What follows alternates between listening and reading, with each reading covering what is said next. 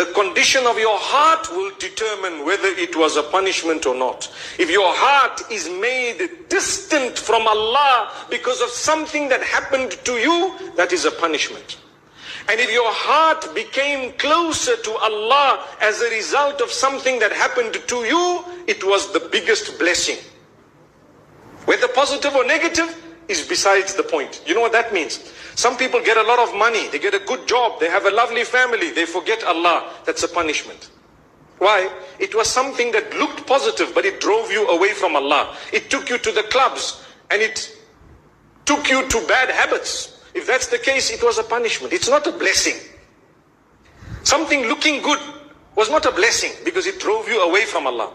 And on the other hand, something that was looking so bad, you lost your job, you lost your limbs, you had an accident, someone passed away, etc. If it made you come for salah and change your life, wallahi, that was a blessing from Allah.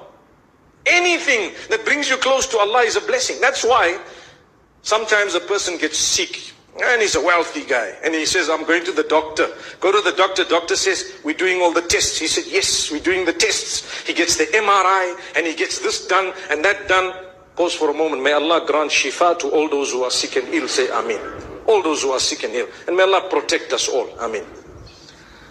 So he gets everything done, and you know what? They don't know what's the story. Why? My brother, you don't do your salah on time. You're not worshipping Allah. You're far from Allah. You engaged in sin and so on. And Allah loves you enough to make you realize that it's only in the hands of Allah. So you'll go to the doctors, and you should. But if nothing happens, nothing comes out one after the other, and then the doctor tells you, you know what? You only have 6 months to live.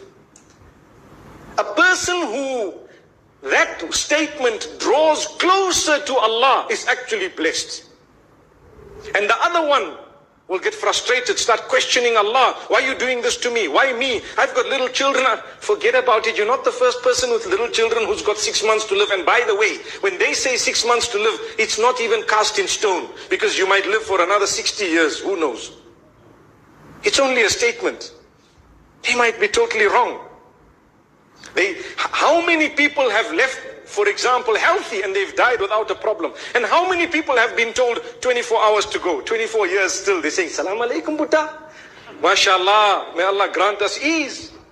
Rely on Allah. If anything brings you closer to Allah, it is a blessing.